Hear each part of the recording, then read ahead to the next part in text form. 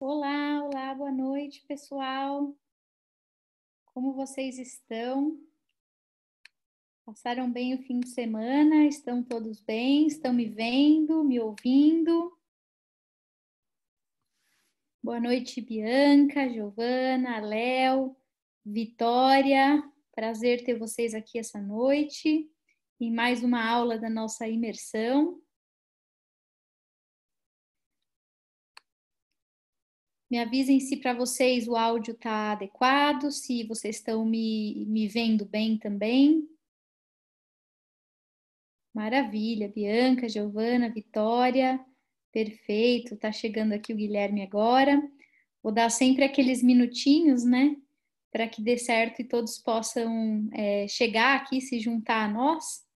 Lembrando, como vocês já sabem, né, tenho reforçado em todas as nossas aulas, que alguns de nós permanecem aqui ao vivo, online, durante toda a sessão, e alguns optam por assistir, por acompanhar o nosso curso nessa modalidade offline, né, às vezes estão em trabalho ou em outras atividades e compromissos, e, portanto, juntam-se a nós mais tardiamente. Está chegando aqui também o José Ricardo. Perfeito. Maravilha. Então, aqui agora já temos alguns alunos a mais. Boa noite a quem chegou posteriormente. Uma alegria ter vocês aqui em mais uma aula, nessa nossa terça-feira. Eu estava aqui justamente dando as boas-vindas, né, para quem já estava aqui conosco. E hoje nós temos, claro, a continuação da nossa imersão em técnicas avançadas em negociação internacional. Vai ser uma aula bem interessante, porque essa e a próxima aula, elas de certa maneira complementam o que nós começamos a discutir na semana passada. No sábado eu disse a vocês que existem algumas metodologias que servem ao propósito de classificar as culturas, mapear elementos culturais, e hoje, então, nós teremos uma abordagem que organiza um pouco aquelas ideias e propõe algumas saídas. A mesma coisa na próxima aula e também na nossa aula de encerramento do próximo sábado. Eu deixei para todos que estavam aqui, que assistiram à última aula, duas lições de casa. A primeira lição de casa era relacionada à hierarquização dos 10 itens da lista de Schwartz que a gente estudou aqui. Então, eu disse que eu queria que todo mundo classificasse de acordo com a sua própria personalidade aquela lista, né, de 1 a 10, colocando em primeiro lugar o item mais relevante para você enquanto negociador, enquanto indivíduo, né, que possui valores, crenças, visões de mundo e etc. E depois eu também pedi a vocês que vocês acessassem o site onde hoje se concentram os materiais do método Hofstede, e que por meio desse site vocês selecionassem 2 países e comparassem esses 2 países em relação aos 6 quesitos que a gente estudou por aqui. Então, se nós resgatarmos um pouco do que tem sido as nossas aulas, as nossas reuniões aqui, vocês vão se lembrar que logo no início eu disse a vocês que as negociações internacionais elas são cercadas de várias particularidades. Então, quem estuda negociações internacionais precisa entender, primeiro, o básico de negociação, a importância de alguns valores, de algumas premissas no campo da negociação, precisa distinguir alguns elementos relacionados aos tipos de negociação, a estratégias nesse sentido, e depois, uma vez que a gente tem então esse nivelamento sobre as particularidades da negociação internacional, aí nós entramos num debate sobre fatores que influenciam essas negociações, primeiro falando em termos ambientais, depois em termos imediatos. Nós discutimos um pouco o que corresponde a esse chamado contexto ambiental e chamado contexto imediato, e falamos também sobre os stakeholders, né, os atores e as suas características dentro do processo decisório. Uma vez, então, superado esse nivelamento geral sobre o que são negociações internacionais, qual a importância do chamado contexto ambiental, qual a importância do chamado contexto imediato, é que nós pudemos, finalmente, esclarecer a ênfase, o foco do nosso curso em torno da perspectiva, do elemento justamente cultural. Então, eu disse a vocês que o elemento cultural é um desses vários pontos que compõem e que dá complexidade à negociação internacional. E desde então, nós nos debruçamos sobre o que a literatura especializada de negociações interculturais tem proposto, tem discutido. E nesse sentido é que nós falamos de algumas diferentes abordagens no campo das negociações interculturais, especificamente enfatizando esses dois modelos a que eu me dediquei na aula passada. Então, esse é um breve resgate para quem eventualmente precisava se situar aqui no nosso curso, e eu disse a vocês que uma vez agora, de posse desses conhecimentos todos, nós poderíamos dedicar a segunda metade do nosso curso justamente a uma discussão sobre como na prática isso se manifesta, né? Como os países, as nações, os representantes de certas sociedades, eles extravasam esses elementos que a nossa literatura identificou. E é o que a gente vai fazer hoje, na próxima aula e na aula de sábado. Hoje, eu vou discutir com vocês como negociar com determinadas culturas por uma perspectiva que é a chamada perspectiva gerencial. Na próxima aula, na quinta-feira, eu vou fazer um comparativo, trazendo justamente uma espécie de compilado, né, sobre como negociar com países, culturas e negociadores daqueles que são os principais parceiros do Brasil. Então, vou assumir que nós, como brasileiros, temos interesses particularmente em algumas frentes. E aí, então, vou falar sobre essas realidades específicas. Então, como negociar com o americano, como negociar com o chinês, como negociar com o argentino e assim vai.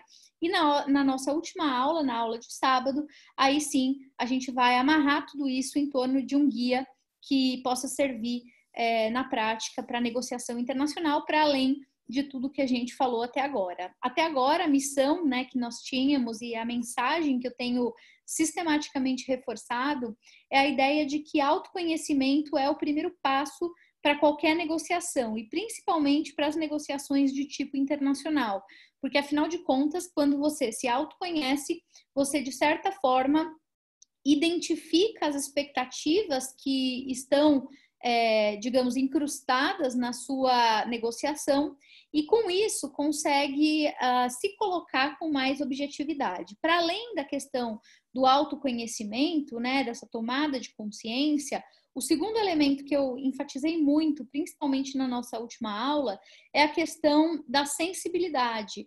É muito importante reunir repertório no campo de negociação intercultural, porque esse repertório especificamente é o que nos garante uma certa sensibilidade mais aflorada para que a gente possa, de fato, distinguir algumas particularidades das culturas e também conseguir nos adaptar e flexibilizar em relação a isso. Quanto mais conhecimento nós temos nesse sentido, melhor a gente consegue se sair na hora de gerenciar situações que sejam mais delicadas, mais complexas.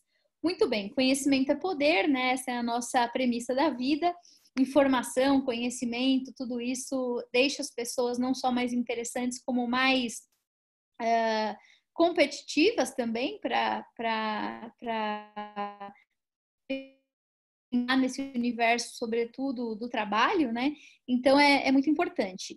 E na minha lição de casa, eu disse a vocês o seguinte, que primeiro eu queria que vocês hierarquizassem lá aquelas 10 características e me encaminhassem. Eu recebi até agora algumas, não recebi todas, então quem fez a lição de casa e não enviou, me mande, pode ser pelo WhatsApp, lá vocês têm o meu telefone, pode ser tanto no privado quanto no grupo. Se quiserem encaminhar por e-mail também, vou deixar aqui no chat agora o meu e-mail, assim vocês podem também me escrever por e-mail. E para que eu quero saber isso? Em parte porque eu quero forçar todo mundo a criar comigo esse compromisso e se debruçar sobre a nossa literatura, o nosso material. É uma forma de vocês revisitarem aquele conteúdo e também para conhecer um pouquinho melhor do perfil de vocês. Então, basicamente, resgatem o material da aula passada, vai ter lá uma hierarquia de 10 itens, redistribuam de 1 a 10, sendo 1 o que mais importa para você e o 10 o que menos importa para você. Vai ser muito bom ter contato com isso, vou receber, analisar e depois dou uma devolutiva para vocês, tá? Em relação a isso. A segunda lição de casa tem a ver com o início dessa nossa aula. Eu falei a vocês que no comecinho dessa nossa aula a gente ia justamente se dedicar a resgatar aquela teoria do Hofstede, fazendo pequenas interlocuções entre vocês para que a gente visse que países vocês compararam na plataforma, o que vocês descobriram sobre as diferenças entre esses países do ponto de vista daquelas 6 premissas da teoria. E agora, então, nesses primeiros minutinhos da nossa aula, nos primeiros 15 minutinhos, eu vou justamente pedir a ajuda aqui da nossa equipe, né, da Global Atitude, para distribuir vocês em duplas e vou pedir para que cada dupla apresente para o colega, né, quais foram os países que comparou lá na plataforma e justamente que resultados foram obtidos, né, quais coisas mais chamaram a atenção de vocês, que características esses países possuem de acordo com essa metodologia e por aí vai. Beleza? E a gente vai fazer isso por 15 minutinhos, eu vou circular entre as salas das duplas para ver como é que está a conversa e depois de 15 minutinhos a gente volta para cá e vai para a nossa aula de perspectivas gerenciais na negociação das culturas. Alguma dúvida, pessoal? Tudo bem até aqui?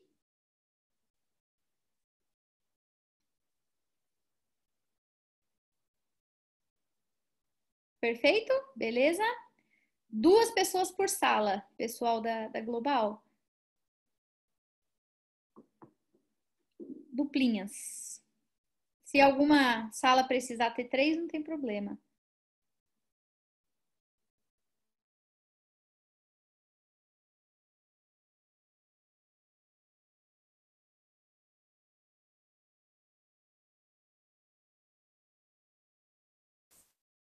Estamos retornando aqui para a sessão principal. Vou aguardar todos chegarem aqui para se juntar a nós. Queria saber se foi produtivo, se vocês gostaram desse tempinho dialogando com os colegas. Me contem no chat se foi legal, se não foi. Acho que alguns ainda estão encerrando, né, as suas conversas nos outros grupos. Em alguns minutinhos a gente tem todo mundo de volta aqui na nossa sala principal.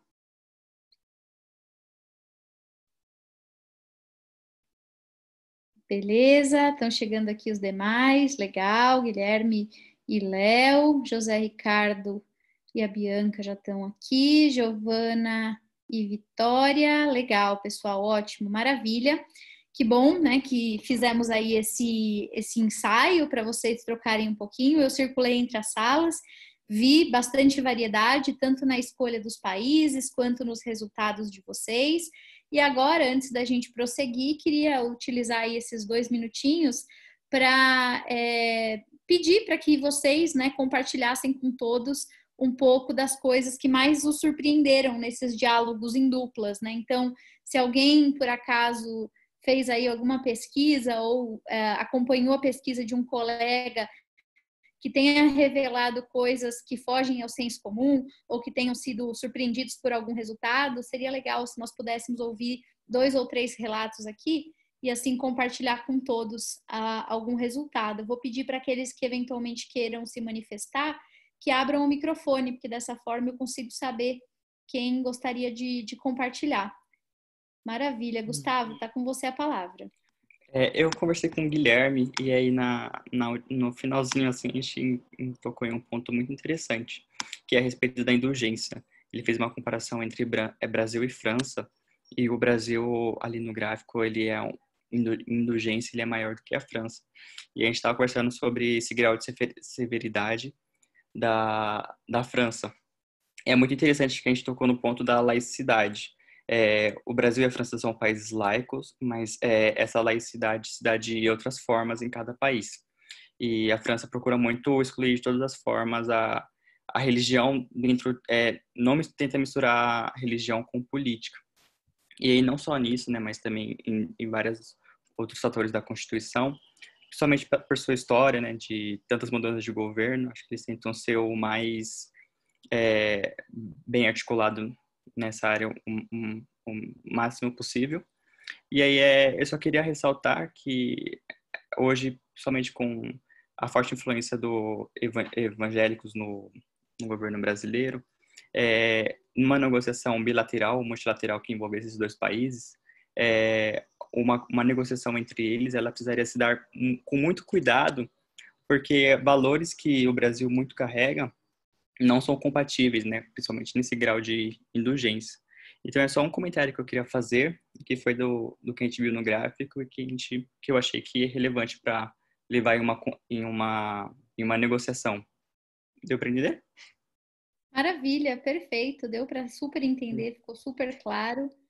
Excelente. Queria convidar mais alguém a compartilhar alguma descoberta que tenha feito aí nesse exercício. Mais alguém gostaria de compartilhar uma perspectiva? Pode ser da sua própria pesquisa ou da pesquisa do colega. Só abrir o microfone, assim a gente pode ouvir e dividir entre nós um pouco sobre isso.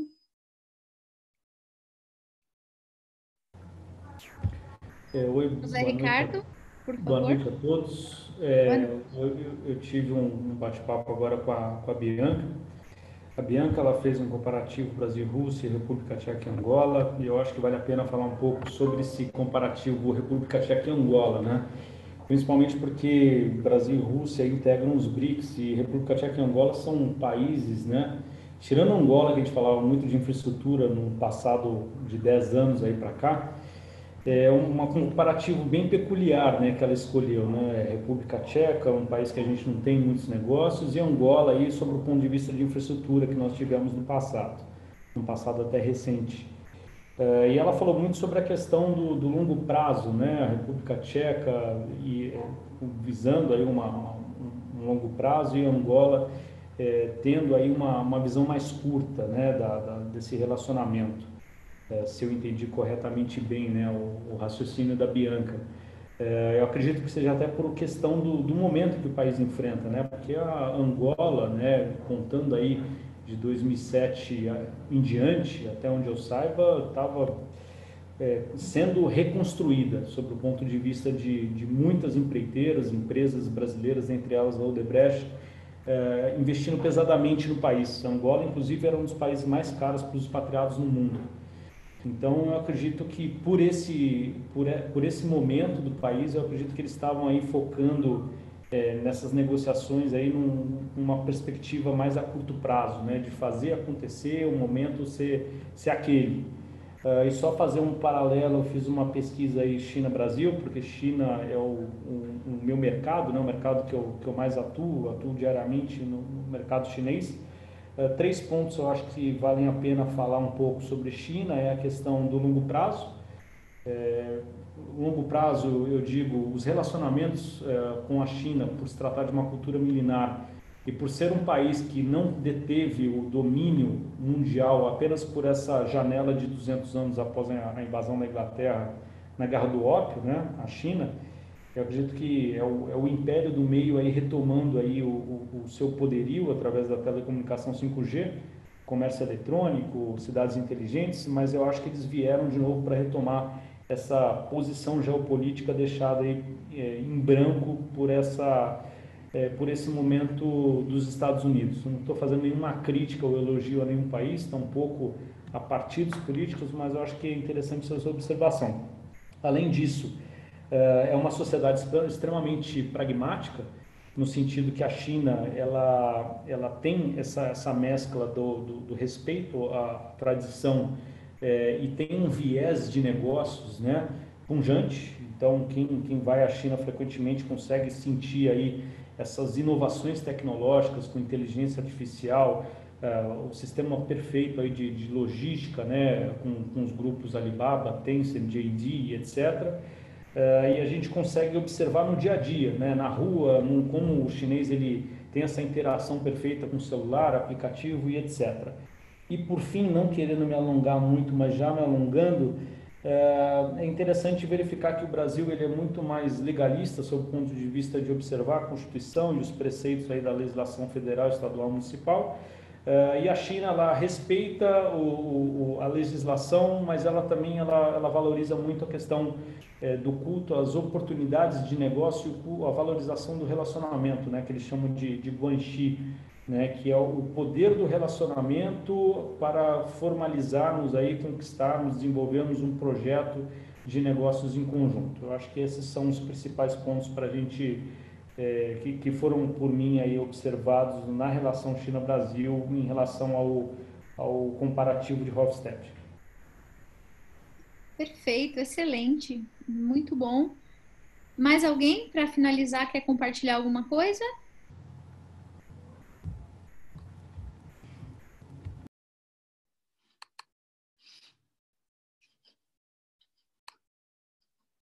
Não? Sem mais participações aí do nosso público.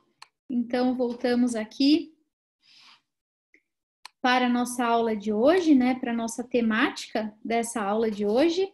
A nossa aula de hoje, ela, como eu disse a vocês, tem a intenção de debater, sobretudo, as perspectivas, ditas perspectivas gerenciais a respeito desse debate que nós iniciamos na aula passada. E o que eu vou compartilhar com vocês é um compilado de algumas leituras, né, de alguns materiais, e o cruzamento desses materiais também com estudos especificamente ligados a determinadas culturas. Então, um mix aqui, é uma colcha de retalhos de várias influências. Eu, inclusive, soube que hoje já entrou lá para vocês na plataforma os materiais complementares, além dos slides das aulas e dos vídeos das aulas. Nos materiais complementares existe uma diversidade bem interessante de conteúdos, então nós temos ali desde conteúdos por escrito, né, artigos, materiais de pesquisa, eu indiquei alguns livros, como também vídeos e recursos audiovisuais que eu recomendo fortemente que vocês acessem e que vocês utilizem como uma forma de complementar os estudos. Algumas das coisas que estarão aqui nessa aula inclusive também vieram como referência daquele material que eu indiquei a vocês nessa etapa. Bom, existem várias formas de trabalhar as diferenças culturais, como a gente viu, né, nas últimas aulas, e aqui hoje nós teremos contato com uma das abordagens, a outra é a que eu vou apresentar na próxima aula. Essa abordagem, ela joga a luz sobre 10 dimensões que são reflexo das diferenças culturais e que afetam as negociações. Então, eu vou perpassar cada um desses 10 itens, reforçando a ideia de que esses itens devem ser levados em conta, de que esses são itens que importam na hora de negociações transculturais e que também os casos e exemplos que eu vou elencando aqui, eles já constituem parte de um repertório também que pode auxiliar vocês nesse processo de acumular informações e conhecimento acerca dessa temática. Então, a ideia é que nós reconheçamos aqui quais são esses 10 itens que podem gerar ruído na hora de negociações interculturais, e em cada um desses 10 a gente possa assumir alguns países como base de referência e gerar, então, algumas comparações. Bom, os 10 itens que a nossa literatura especializada costuma reconhecer, e vocês sabem disso porque eu já falei de alguns deles nos modelos que a gente estudou, são esses que estão compilados aí para vocês, né? Então, diferentes culturas lidam com diferentes conceitos na hora de negociar, quando o assunto é a definição da própria negociação, a noção de oportunidade de negociação, o critério, né, a estratégia para realizar a seleção dos negociadores, a definição de protocolos, os padrões de comunicação, a chamada atenção e a própria referência de tempo, a propensão ao risco, a ideia do grupo versus o indivíduo, que inclusive já apareceu até dando aí título a um dos termos do Hofstede, a natureza dos acordos e aspectos de ordem emocional. Então, de forma geral, esses são os 10 itens que alguém deveria levar em consideração no momento de uma negociação intercultural. E quando então a gente pensa em cada um deles, há algumas divergências e particularidades que precisam receber atenção, e é justamente o que a gente vai fazer nessa aula de hoje, falar sobre cada um desses 10 itens. O primeiro deles é muito conectado com aquilo que eu mesma já havia discutido com vocês durante as nossas primeiras aulas. Eu disse a vocês que dentro do universo da negociação, seja entre os intelectuais que pesquisam o tema, seja entre os practitioners, né, aqueles que de fato negociam no dia a dia, o conceito de negociação varia muito e que por isso nós podemos identificar diferentes escolas de negociação. Eu disse a vocês que as duas escolas mais tradicionais, ditas do mainstream, são as chamadas escolas da negociação distributiva versus a negociação integrativa, né? E isso vocês vão ver que perpassa esses dois primeiros itens que aqui a gente tem compilados. O primeiro desses itens tem a ver com a própria noção do que é negociável ou não para cada uma das partes e como o próprio processo de negociação vai ser interpretado por cada uma das partes. Em geral, os dois modelos que mais se antagonizam nesse caso são os modelos que, de um lado, colocam a negociação como um processo competitivo de barganha, de oferta e contra-oferta, né, de resposta e de certa agilidade e agressividade, e do outro lado, em contrapartida, negociações que são vistas como oportunidade de compartilhar informações, né? Então, a negociação como estratégia de acúmulo de um certo capital, digamos, subjetivo, não só intelectual, mas também do ponto de vista dos recursos informacionais, né? E por aí vai. Eu coloquei essa foto aí, né, fazendo uma referência às lideranças dos países, não porque eu esteja me referindo a esses indivíduos em particular, mas porque eles representam, né, simbolicamente, duas culturas que se antagonizam muito nesses termos do que eu acabei de dizer.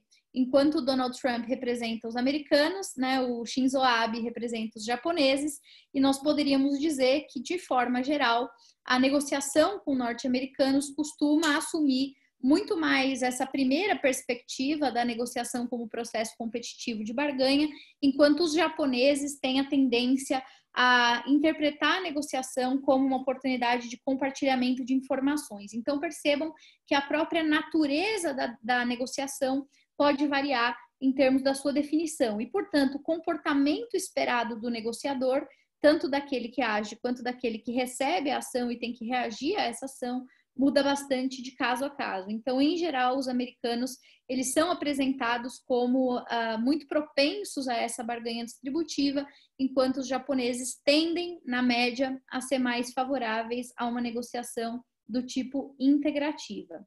Quando a gente vai para o segundo item, que tem a ver ainda com a natureza da negociação, e aí o que a nossa literatura vai chamar de oportunidade de negociação, nós entramos diretamente nessa distinção que eu acabei de falar. Então, como os players percebem a oportunidade de negociar, se eles interpretam isso como um jogo de soma zero ou um jogo de soma positiva, e nesse caso, de novo, aqueles que interpretam como soma zero tendem a ter uma perspectiva mais ligada ao universo distributivo, enquanto os que têm uma perspectiva mais no campo dos ganhos mútuos, né, da soma positiva, eles tendem a assumir um comportamento mais de barganha e de negociação integrativa.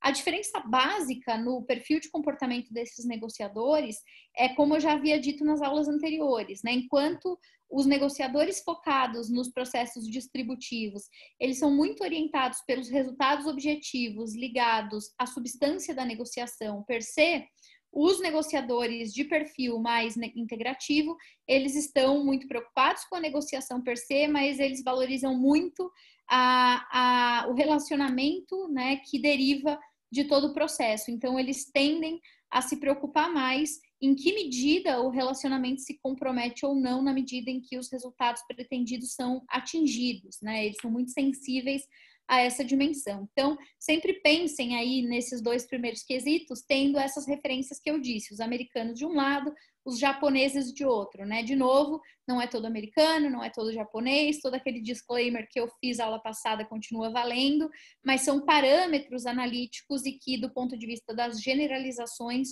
fazem algum sentido. Quando a gente pensa aí saindo da discussão sobre a natureza das negociações e pensando aí já na implementação da estratégia, em termos da seleção dos negociadores, esse é um outro critério que costuma aparecer com alguma recorrência e que merece a nossa atenção. Isso porque há diferentes formas de se selecionar um negociador. E esses critérios adotados tem a ver com quem participa da negociação, com que nível de autonomia e em que etapas. De uma forma geral, esses critérios, eles levam em consideração o conhecimento que o negociador tem em relação ao assunto, mas não apenas isso.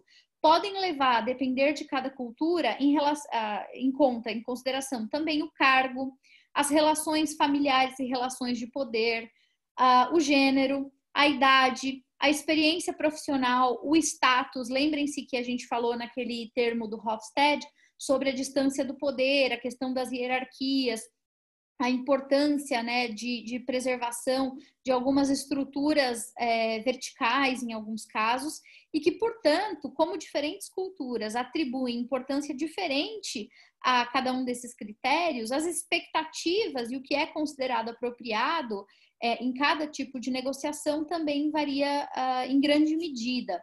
Eu deixei aí uma outra foto fazendo mais uma referência a uma liderança. Quero saber se vocês sabem quem é este senhor que está na tela. Me contem quem é este senhor. Vamos fazer um teste aqui, um quiz rápido. Mandem no chat. Quem é este senhor da foto?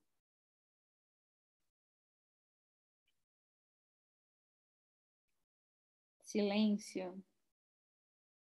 Ele é um senhor muito importante, muito poderoso. Ah, bom. Agora sim. O Gustavo respondeu, a Vitória também, é o próprio, Xi Jinping. O Xi Jinping está aí, então, representando, assim como o Trump e o Shinzo Abe no slide anterior, a sociedade chinesa, né? E a sociedade chinesa, ela vai ser mencionada aqui várias vezes, inclusive na próxima aula eu vou dar bastante destaque, porque é um dos cases que eu escolhi compartilhar com vocês, já que o Brasil e a China têm uma relação muito estreita e que cada vez mais a gente precisa conhecer essa realidade. Mas nesse momento, por que eu coloquei uma foto do Xi Jinping aí para vocês? Porque a China é conhecida como um dos países que, primeiro, na hora de selecionar negociadores, costuma ser bastante criteriosa, bastante afeita a essas hierarquias tradicionais que eu havia mencionado, ligado às relações de poder, ligado à experiência, ao status, e também é um país que, nesse momento da negociação, da seleção do negociador, costuma valorizar muito a posição de poder daqueles que estão envolvidos na negociação. Por isso, a negociação com os chineses, ela é geralmente uma negociação considerada muito fatiada. Ela é sempre, usualmente, ela é realizada em grupos, né? Dificilmente o negociador vai agir sozinho, ele, em geral, age em grupo, né? Ele participa de negociações acompanhado e há muito processo de reportar e discutir com terceiros, com superiores.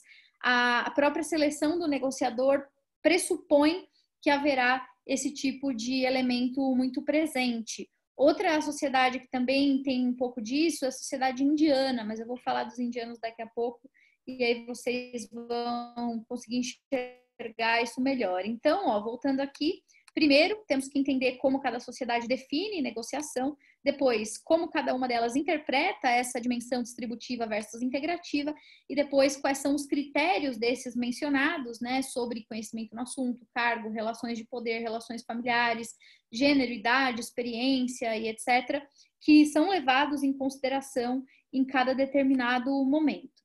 Além desses critérios, existe uma outra dimensão, o quarto item aqui, que tem a ver com o protocolo. E protocolo, nesse caso, está diretamente relacionado ao nível de formalidade que as partes costumam empregar ou que elas geram enquanto expectativas durante uma negociação. Isso tem a ver desde a forma como a gente se comunica até a forma como a gente se apresenta. Lembrando que comunicação, ela pode ser, claro, verbal ou não verbal. E quando a gente fala em nível de formalidade, basicamente nós estamos nos referindo aos itens que estão aí listados no nosso material, né? Num sentido mais amplo. Estamos falando sobre como você se refere ao outro, então o uso de nomes próprios ou não, o uso e a referência de títulos ou não, o uso de cartões de visita e como esses cartões de visita devem ser tratados, vestimentos e gestos, principalmente ligados aos apertos de mão. Existem vários casos e anedotas que eu vou compartilhar com vocês na próxima aula, quando eu vou falar de alguns cases, como já dito, mas aqui eu selecionei algumas bandeiras para me lembrar de dar a vocês alguns exemplos, né? Dessas bandeiras que estão aí, nós temos primeiro a bandeira da Alemanha, depois a bandeira dos Estados Unidos, depois do Reino Unido e depois da França, né? Então temos aí 3 países europeus e os Estados Unidos.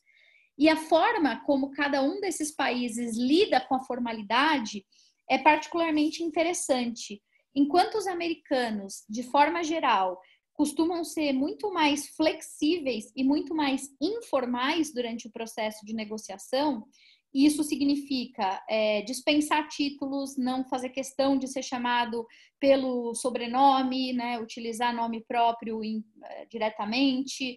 Enquanto os americanos são muito desapegados dessa história da formalidade dos cartões de visita, muitas vezes, inclusive, se trajam informalmente, eles estabelecem contato físico, mas não tem muito apreço à tradição simbólica dos apertos de mão, por exemplo. No caso desses 3 países europeus que eu listei aí para vocês, eles têm, apesar de muitas divergências entre si, nesse caso, algumas semelhanças. Tanto a Alemanha quanto o Reino Unido, quanto França, costumam ser enquadrados como dos países europeus os mais afeitos à formalidade. E isso é bem interessante de observar. Se um dia vocês tiverem a oportunidade de presenciar uma negociação entre latinos e esses europeus que eu estou citando aqui, ou mesmo entre Estados Unidos e esses europeus que eu estou citando aqui, ou mesmo entre Portugal, Itália, Espanha e esses que eu estou citando aqui, vocês verão que nos 3 casos, tanto Alemanha quanto Reino Unido quanto França, exigem um nível de formalidade muito mais elevado, né? É algo que perpassa muito fortemente essas culturas. Assim como quando a gente pensa, né, do ponto de vista dos cartões de visita, por exemplo, existem algumas culturas em que não só a maneira como o cartão de visita é entregue faz diferença, é visto como um sinal de respeito ou desrespeito, como também, em alguns casos, o que você faz imediatamente ao receber o cartão de visita também tem significado. Vocês todos devem conhecer aquela história de que quando se trata de negociadores chineses ou em várias regiões da Ásia e algumas regiões da África, o recomendado é que se entregue os cartões de visita com as 2 mãos, né? Então, esse é um dos gestos que as pessoas mais conhecem. Mas, além disso, por exemplo, no caso dos chineses ou de outros povos, não só basta entregar o cartão da maneira mais adequada, mas também, ao receber esse cartão, o que você vai fazer com ele tem muito significado. Existem povos que se sentem profundamente desrespeitados caso você não dê atenção ao cartão, não observe o cartão antes de guardar. E mais do que isso, alguns povos, e isso é bem presente na literatura que trabalha com casos, se incomodam muito com rasuras, riscos ou anotações em cartão de visita. Então, às vezes, você até intuitivamente, né, lembra que tem ali uma anotação a fazer e anota alguma coisa no cartão, ou pede uma informação adicional e acrescenta no cartão, e para alguns de nós isso pode parecer espontâneo, tranquilo, para outros é importante ter em mente que isso pode ser considerado ofensivo, né? Então, perceba que a formalidade, ela dita esse tipo de expectativa e ela precisa ser levada em consideração. A Vitória está aqui no chat compartilhando com a gente Ela disse assim, falando em cartão de visita, um caso curioso é o do Japão. A forma como gostam de entregar o cartão de visita, sempre com a leitura virada para a pessoa e dado com as duas mãos, exato, deixar virado na mesa, exatamente isso. É o que eu estava falando aqui, Vitória, não só para os chineses, para os japoneses também. Então, a ideia é que você entrega com as duas mãos para que a pessoa possa ler, né? Então, no sentido da pessoa, isso é bem interessante. É bom lembrar também, pessoal, que nós estamos disponibilizando para vocês os podcasts, né, aqui do nosso curso, com os nossos colegas internacionais, né, estrangeiros aí de várias nacionalidades.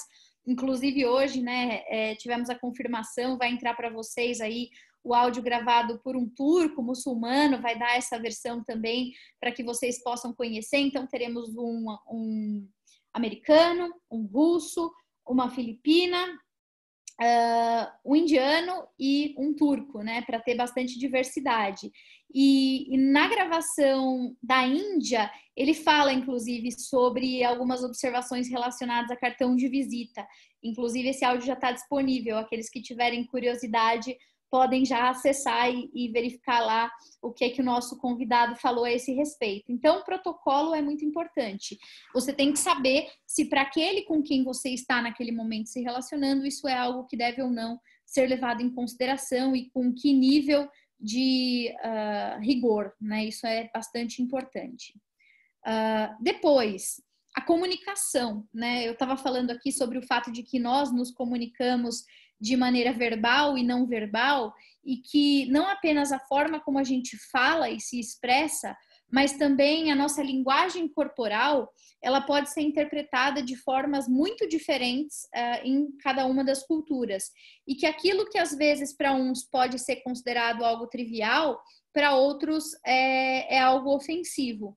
Essa imagem que tem aí, e essa bandeira, ela serve também para dar um exemplo para vocês.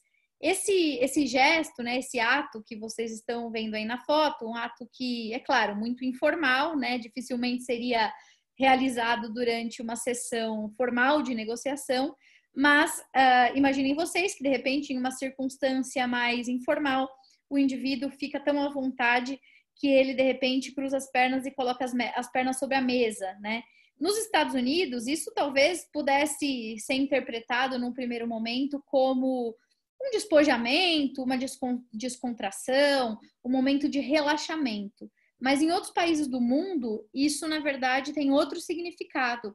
Esse gesto, né, de cruzar as pernas sobre uma mesa e de mostrar as solas do sapato para outra pessoa é considerado um gesto absolutamente ofensivo em boa parte do mundo árabe e particularmente nesse país que eu coloquei para vocês. Quem sabe de onde é essa bandeira? Vamos fazer mais um quiz aqui. De onde é essa bandeira? Tem ideia?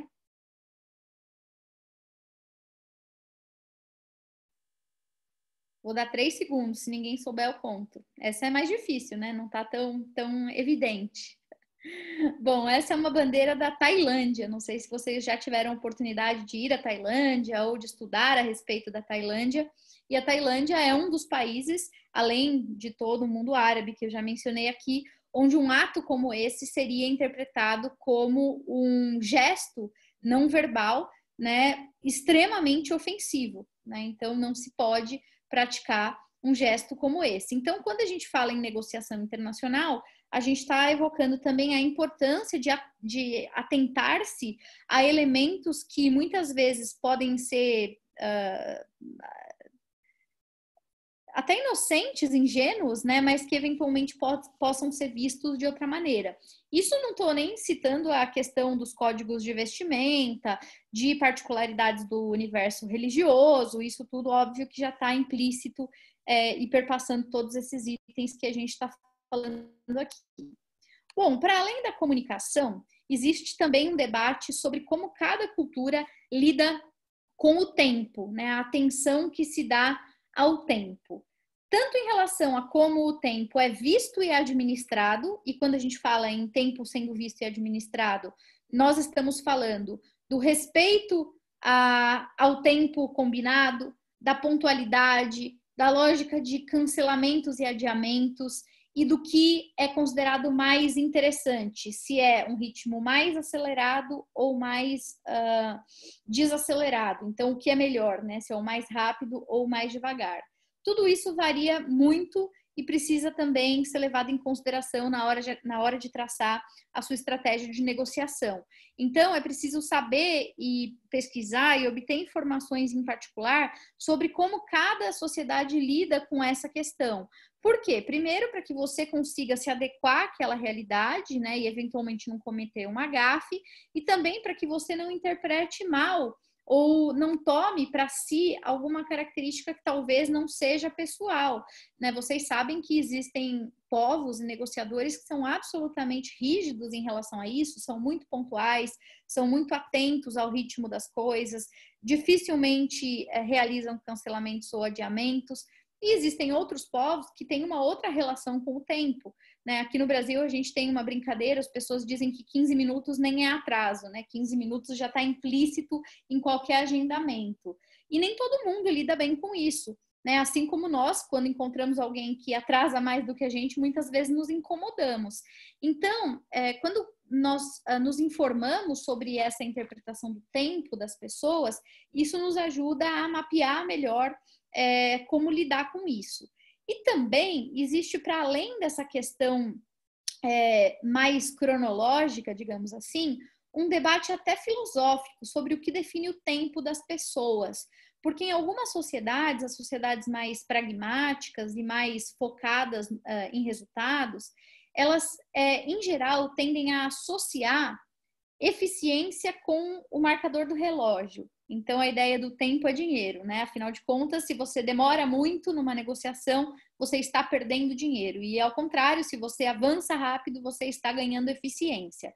Isso vale para uma parte do mundo, principalmente para uma parte específica do mundo ocidental. Mas não vale para todos os povos. Em algumas regiões do mundo, o que define o tempo das pessoas é atingir os compromissos pretendidos. Então, a construção do laço de confiança e do estabelecimento dos compromissos é o que efetivamente faz com que essa utilização do tempo seja vista como mais ou menos eficiente. Então, mais ou menos eficiente, para alguns, tem a ver com quanto tempo o relógio marcou. E para outros, o mais ou menos eficiente vai ser visto justamente com como esses compromissos puderam ou não ser estabelecidos em relação aos resultados pretendidos. Nessa imagem, coloquei aí algumas figuras caricatas só para lembrar de fazer os comparativos aqui para vocês. Então, nós temos aí no primeiro quadrante o Zé Carioca, depois nós temos uma lâmpada, né, que remete ao universo, ao mundo árabe, depois nós temos o Tio Sam, fazendo referência aos Estados Unidos, temos um par de rachis fazendo referência especificamente ao Japão ou à China. Nesse caso em particular, vale para os dois países, nem sempre o que vale para um vale para outro, nesse caso vale. Isso para vocês terem em mente que enquanto, digamos, para esse primeiro comparativo, né, Brasil e Estados Unidos, a questão da pontualidade, do mais rápido versus o mais devagar, da questão da eficiência, fica muito em permanente diálogo, digamos assim. Do outro lado, né, quando a gente compara o mundo árabe com o mundo oriental, nós vamos perceber isso que eu acabei de falar sobre o tempo das pessoas, né, que não é justamente o tempo cronológico, é o tempo de estabelecimento dos compromissos. Inclusive, costuma-se dizer que negociar com árabes ou negociar com orientais, de uma forma geral, costuma ser um processo mais moroso, um processo que requer muito tempo, muita paciência, porque justamente a própria percepção da eficiência tem a ver com a construção desses laços e desses compromissos, né? Então, a questão do tempo, de novo, aparece aqui dessa forma. O sétimo item, esse a gente já falou quando discutíamos o Hofstede, tem a ver com a propensão ao risco, né? Então, culturas têm diferentes abordagens ao risco e diferentes formas de lidar com a incerteza, né? Para usar os termos que nós já utilizamos na aula passada. E que, enquanto em algumas culturas os tomadores de decisão, eles tendem a ser mais burocráticos, mais conservadores, e eles então vão tentar se cercar do máximo de volume de informações para seguir em frente, em outras a gente vai encontrar um perfil mais empreendedor e mais autônomo. Então esse empreendedorismo mais pronunciado vai presumir que há uma maior abertura a correr riscos, né? Mesmo diante de informações ainda incompletas ou consideradas mais escassas. Nessa imagem, nós temos duas cenas caricatas, em cima representando os Estados Unidos, Times Square, Nova York, embaixo representando os arquipélagos gregos, né? Temos essa imagem linda da Grécia, e são também, quando nós olhamos para essa dimensão, duas referências típicas. Então, os americanos muito ligados a esse caráter de mais alta propensão ao risco, de espírito mais agressivo e uma predisposição maior ao desconhecido, enquanto os gregos costumam aparecer em praticamente todas as pesquisas como um dos povos mais conservadores do mundo nesse aspecto, e um povo altamente avesso à ideia do desconhecido e da tomada de risco, né? Então, muito mais conservador nesse sentido. Quando a gente chega, então, no oitavo dos nossos tópicos, que é esse que polariza, né, de um lado o grupo, a noção de grupo versus o indivíduo, nós também remontamos a uma das dimensões lá trabalhadas na nossa aula do Hofstede. Então, aquele que é um negociador propenso à visão individual, ele vai, em geral, né, fazer prevalecer os valores de independência, assertividade. Então, um bom negociador para quem vem de uma sociedade de caráter individualista é justamente manter essas características que eu acabei de citar. Enquanto para outras sociedades que valorizam mais a percepção de grupo, o que nós verificaremos, né, nesse caso, vai ser justamente a lógica, né, da superioridade do coletivo e das necessidades individuais como algo que pode apenas ser contemplado na medida em que o coletivo foi satisfeito. E que, nesse caso, né, dos indivíduos como algo que derivam do coletivo, então o coletivo colocado em primeiro lugar, vem associada também a noção de que vai ser recompensado e valorizado aquele que tiver fidelidade à sua equipe. Então, o pensamento do grupo, o pensamento do coletivo, ele não só é desejado, como ele é premiado, ele é valorizado, né? E isso antagoniza muito com a lógica do individual. Aí nós temos as bandeiras do Japão e da China, que são duas sociedades bastante diferentes, mas que também se aproximam nesse quesito. São duas sociedades que valorizam a perspectiva do coletivo sobre a perspectiva do individual. E quando o assunto é a perspectiva individual, de novo, os Estados Unidos costumam aparecer em primeiro lugar do ranking, embora não sejam, claro, o único país do mundo com essas características. Então, se quiser escrachar na comparação, de fato, a gente vai para Estados Unidos de um lado e o Japão com a China do outro lado, né? Como exemplos e referências disso que eu estou falando.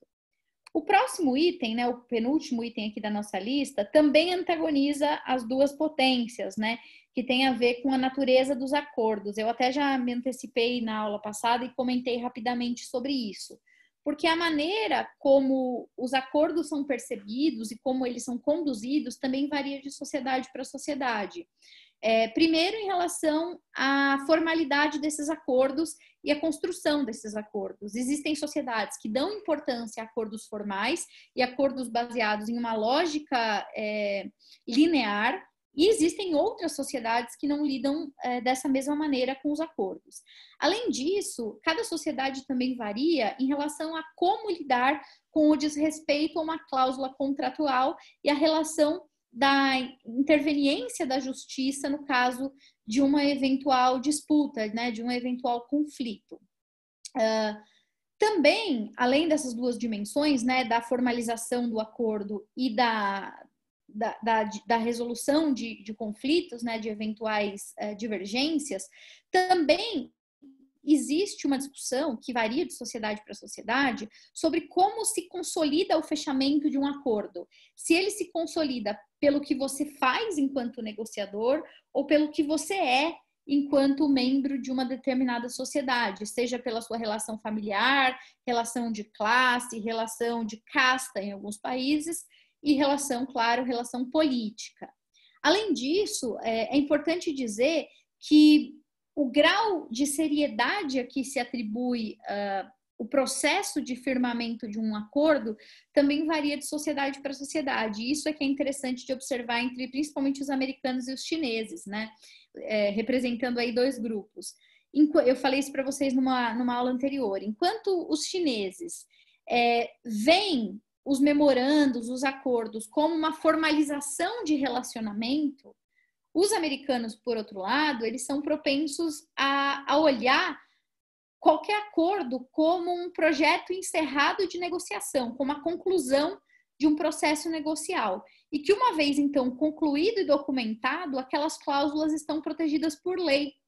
Então, a maneira como cada um vai abordar os memorandos de acordo são muito distintas. Enquanto o chinês vai entender que aquilo é parte de um relacionamento vivo em franca construção e que é passível de uma alteração sem implicações jurídicas, o americano vai levar a letra da lei como se tivesse escrito em pedra, né? E aí, inclusive, isso gera muitos desentendimentos e compromete muitas vezes a própria percepção dos atores sobre confiabilidade, sobre transparência.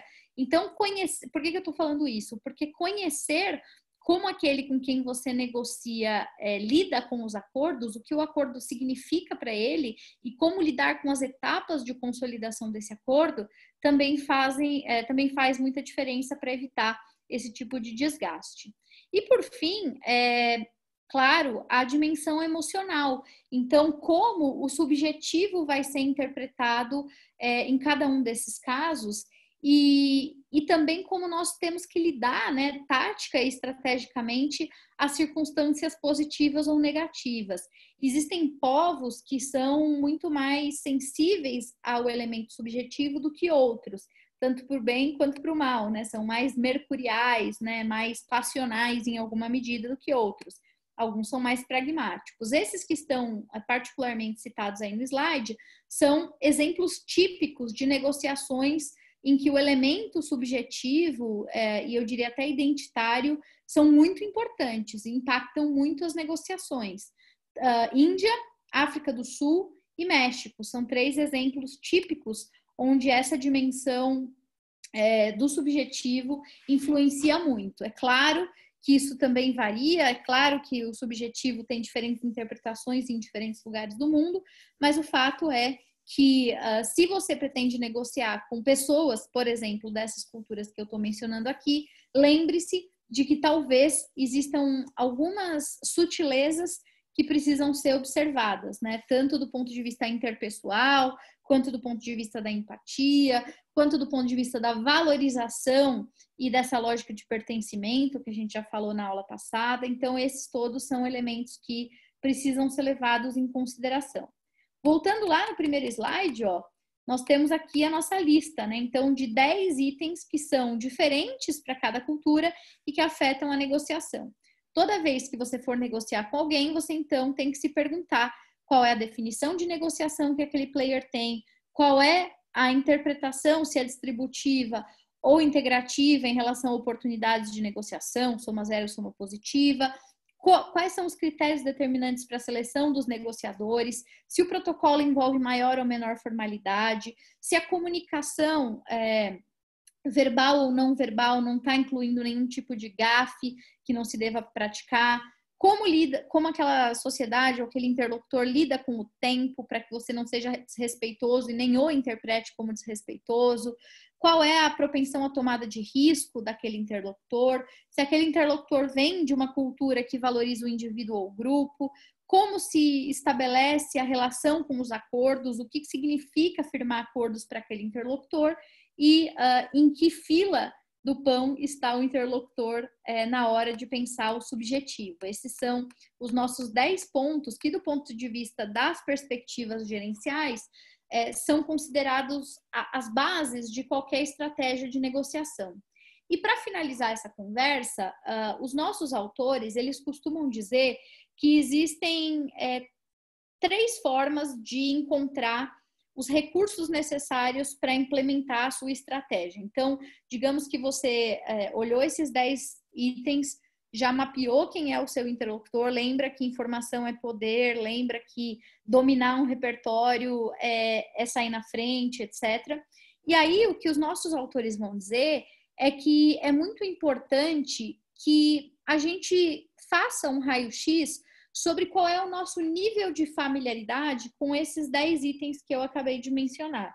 Se o nosso nível de familiaridade para encontrar as respostas daqueles itens em relação a alguém, a um negociador com quem nós estamos lidando, for muito baixa, ou seja, nós não temos informações suficientes e nem dispomos do conhecimento necessário para conseguir mapear aqueles itens que são itens fundamentais, então eles vão dizer que você deve optar por uma dessas 3 alternativas negociais aqui. Ou você vai partir para uma estratégia unilateral, que é uma estratégia de utilizar um agente ou consultor, essa é a primeira opção. Ou se você não quiser uma estratégia unilateral, ou seja, uma coisa que parte apenas de você, do seu lado como negociador, você vai tentar utilizar um mediador ou tentar induzir o outro negociador a adotar a sua abordagem. Perceba que em todas as 3 circunstâncias você está assumindo que não é capaz de dominar a situação e de imprimir êxito em uma negociação da qual você não se sente muito a par. Então, você até pode dominar o objeto da negociação, você entende do assunto que vai ser discutido, mas do ponto de vista das particularidades culturais, você não se sente confortável. Se você não se sente confortável, então uma dessas 3 opções vai ser a melhor para você. Agentes ou consultores, que é essa primeira opção que eu falei, é basicamente terceirizar a estratégia negocial intercultural. Então, é quando você vai buscar uma mão de obra qualificada, alguém que tem experiência no trato intercultural com aquela sociedade, e você então vai buscar se aconselhar com essa pessoa especializada, com essa equipe. Hoje em dia tem consultorias e várias instituições que prestam esse tipo de trabalho, e eles vão ser a ponte entre você e aquele que você desconhece, né? Então existem câmaras de comércio e várias associações que inclusive fazem esse trabalho. O meio termo, digamos, aquele que envolve um terceiro, mas ainda não terceiriza totalmente a responsabilidade, é a utilização do mediador. O mediador, tipicamente tem sido o tradutor. Em boa parte das culturas e das negociações interculturais de baixa familiaridade, quando o negociador não opta por um agente especializado ou um consultor, ele muitas vezes opta por um tradutor, porque ele entende que a comunicação mais afinada por si só já pode minimizar os riscos de uma incompreensão ou de qualquer tipo de gafe cultural. É uma outra opção, é uma estratégia que dá mais autonomia ao negociador, ele não vai depender tanto do consultor, mas obviamente implica os riscos disso também. E a terceira opção é uma opção um pouco arriscada, porque implica basicamente impor um modelo negocial sobre o seu interlocutor. É como se você imprimisse o ritmo à negociação e fizesse questão que a negociação fosse estabelecida nos seus termos, ignorando completamente as particularidades do outro lado. É muito comum que isso aconteça, e muito comum justamente pela baixa familiaridade. Não é necessariamente o jeito mais bem-sucedido de se negociar, porque o outro lado pode se sentir muito incomodado e desrespeitado, inclusive, quando ele se sente pressionado a adotar uma abordagem que não é a sua própria abordagem. Lembrando que, tanto no caso do mediador, quanto no caso da indução de uma abordagem da sua parte, você precisa da colaboração do outro, né? O outro vai estar o tempo todo ali participando do processo e os inputs dele vão fazer a negociação ser ou não bem sucedida. O único caso que envolve uma estratégia mais autônoma é a do consultor, em que de fato você terceiriza essa responsabilidade. Bom, mas digamos que você tem uma familiaridade moderada, você não é exatamente um completo leigo e desconhecido em termos interculturais, você já fez aqui o nosso curso, você já leu sobre o assunto, você tem alguma sensibilidade, embora você entenda que ela ainda não é uma sensibilidade altamente apurada. Nesse caso, existem duas estratégias que são as mais comuns. A primeira delas é uma estratégia de adaptação unilateral e a outra estratégia é de uma adaptação, digamos, conjunta. Nos dois casos, a gente está falando em flexibilizar, ou seja, você fazer a lição de casa, pensar sobre o que tem do seu lado que pode ser adaptado e o outro fazer a mesma coisa, pensar no que pode ser adaptado. Se você adaptar-se a si mesmo apenas, sem exigir a adaptação do outro, então se você se molda a situação, essa é uma estratégia unilateral. Você tem conhecimento da outra parte e ao ter conhecimento da outra parte, você opta por, de certa maneira, flexibilizar o seu comportamento e se moldar aquilo que o outro espera. É uma estratégia possível, eu disse a vocês que, em geral, é uma das mais utilizadas. Agora, muitas vezes isso pode representar, como a gente acabou de ver, uma violação para o negociador. O negociador fica com a sensação de que só ele cede e que ele não está se fazendo ouvir. Então, o mais sofisticado, nesse caso da familiaridade moderada, seria sim buscar o ajuste, mas não o ajuste unilateral. Não apenas você se adaptando e se moldando, mas buscando encontrar meios durante a comunicação de um ajuste coordenado. Ou seja, de cada uma das partes, abrindo mão de alguns elementos e reconhecendo importância no que o outro tem a dizer ou no que o outro valoriza, para que seja possível, então, avançar na negociação. E, por fim, nos casos de uma alta familiaridade, aí nós temos, claro, um domínio muito grande do negociador em relação às características interculturais que estão na mesa. Em geral, a gente considera alta familiaridade circunstâncias em que o indivíduo não só domina um repertório simbólico, e muitas vezes subjetivo daquela determinada cultura, como ele tem uma vivência muito profunda com aquela cultura. Em geral, nós estamos falando de pessoas que viveram boa parte da sua vida imersas naquela determinada realidade, então tem a ver com vivência mesmo. E do ponto de vista linguístico, a familiaridade alta, ela é caracterizada em geral por um domínio muito significativo da língua com que a língua mãe, né, de quem se negocia. Nesse caso, o que se pode, de novo, de adotar integralmente a abordagem do outro negociador. É quase como se você se confundisse na multidão em relação ao outro negociador. É como se vocês fossem parte de um mesmo todo e você, de certa forma, então, mimetiza o comportamento daquele com quem você negocia, né? Você imita, entre aspas, o comportamento daquele com quem você negocia. As outras duas estratégias, que são estratégias conjuntas, elas têm a ver com improvisação e com busca de uma certa adequação de expectativas. É o que a gente chama de improvise na abordagem e o efeito sinfonia, né? Efeito sinfonia tem a ver com a busca de um equilíbrio que gere alguma harmonia, mas tem que ser um equilíbrio muito natural e que só vai se tornar possível se, de fato, o negociador domina muito habilmente as particularidades que estão envolvidas naquela negociação. E, portanto, ao dominar essa abordagem, ele, inclusive, pode improvisar. Ele é capaz de traduzir com naturalidade as sensações, impressões e elementos que perpassam cada uma das culturas.